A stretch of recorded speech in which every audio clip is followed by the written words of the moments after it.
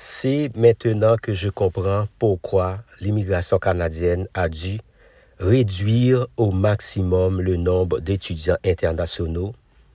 Mes amis, c'est difficile et je comprends, ça va pour longtemps. Donc, selon les révélations qui ont été faites à travers cette vidéo, beaucoup de cas de fraude, beaucoup de faux étudiants, beaucoup d'agences, des personnes qui travaillent de façon criminelle, qui est considéré comme des crimes au niveau des questions d'études, permis d'études et autres.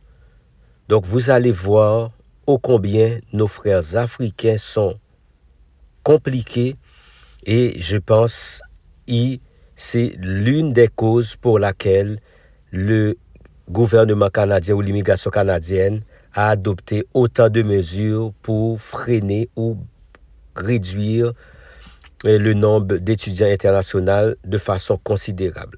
Regardez cette vidéo et vous allez vous-même faire la conclusion concernant l'immigration canadienne qui a réduit de beaucoup le nombre d'étudiants internationaux sur leur territoire.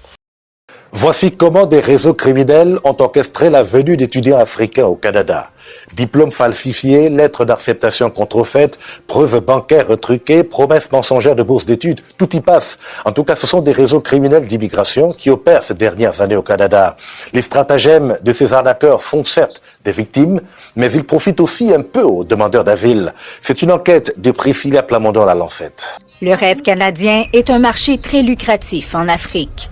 Des dizaines d'agences et de consultants en immigration font fortune en promettant aux étudiants d'entrer facilement au pays.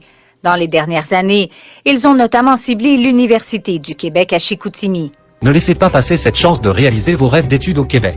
Cette jeune femme, que nous appellerons Aminata, a versé 7 000 $ à un pseudo-expert qui œuvre au Canada et au Bénin pour l'aider à concrétiser son rêve. J'ai vidé mon économie dans cette procédure-là. La famille également y a mis du tien. Et ça a marché.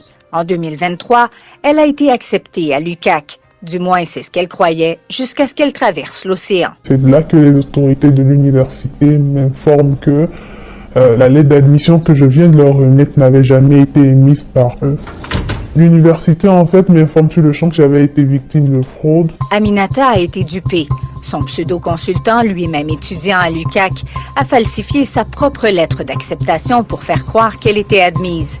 Québec et Ottawa aussi ont été bernés.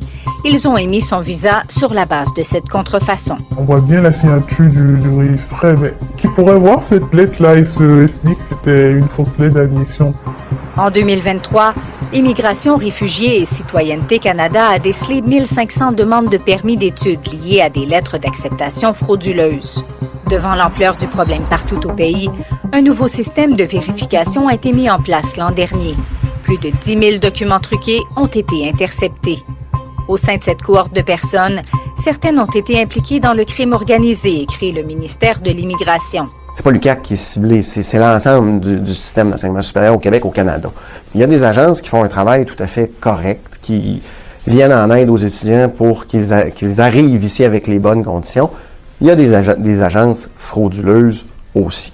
Mon projet a été capoté, vraiment, avec mon argent parti et tout. Cet étudiant sénégalais a lui aussi été escroqué par une agence qui a des ramifications au Canada. Le profit de la vulnérabilité, de l'innocence et l'ambition des gens de vouloir réaliser le rêve canadien. Et beaucoup pensent que peut-être que le Canada est un Eldorado, donc ils vont tout faire pour venir ici en fermant les yeux sur beaucoup de choses. Il aide aujourd'hui des étudiants de l'UQAC qui sont toujours sous l'emprise de ces réseaux sans scrupules. Souvent, quand les agences montent le dossier, c'est eux qui détiennent le compte, les mots de passe, tout. Ils ont toutes les informations. Donc, même parfois, une fois entrés au Canada, ils continuent à faire des menaces de les envoyer de l'argent. Ce qu'on souhaite, évidemment, c'est dénoncer ces situations abusives-là. C'est extrêmement triste, puis c'est pas pour ça qu'ils viennent ici, là. Aminata, elle, a dénoncé l'arnaque dont elle a été victime au gouvernement, à la police et au Centre antifraude du Canada. Mais à ce jour, elle n'a toujours pas réussi à régulariser sa situation. J'ai un statut illégal. Normalement, je ne devrais pas être au Canada en ce moment. La misère qu'ils vivent ici est pire que la pauvreté possiblement qu'ils vivaient chez eux. Chaque jour qui passe est un miracle pour certains étudiants ici. Des cas de détresse, la professeure Marie Fall en voit plusieurs.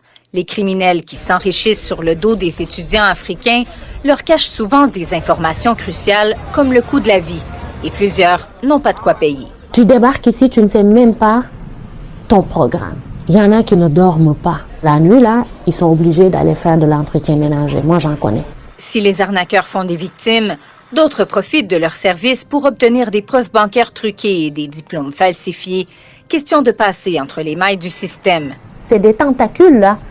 C'est des tentacules. Il y a l'agence, il y a le consultant de l'agence, mais il y a derrière lui tout un système organisé pour aller chercher ces papiers-là. Une fois en sol canadien, plusieurs demandent l'asile.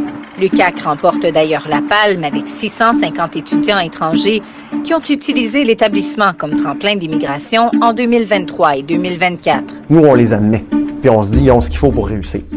Puis là, ils arrivent. Puis bon, on en a parfois qui disparaissent, puis on ne sait pas ce qui arrive avec ces étudiants-là. C'est impossible de contrôler totalement. On n'est pas la police, là. Même si les documents officiels de l'UQAC ont été falsifiés à des dizaines de reprises, l'institution n'a jamais porté plainte. Leur silence, pour moi, paraît comme un encouragement d'un tel acte, parce que même eux, ils ne font rien. Effectivement, l'UQAC avait envoyé des documents à la police. Je ne pense pas que je serai toujours dans cette situation. Si on porte plainte, il va falloir se référer aux autorités des endroits, donc des pays d'où émanent ces lettres-là. Et là, on se lance dans des démarches qui sont très, très compliquées. La direction a expulsé l'arnaqueur d'Aminata de l'université, mais il vit toujours en toute impunité au Canada. Moi, je souhaite surtout que justice soit faite pour qu'en fait, que ces gens de personnes arrêtent de vendre du rêve à ces jeunes-là qui sont en Afrique et dans d'autres pays pour leur faire croire que tout est rose alors que c'est faux.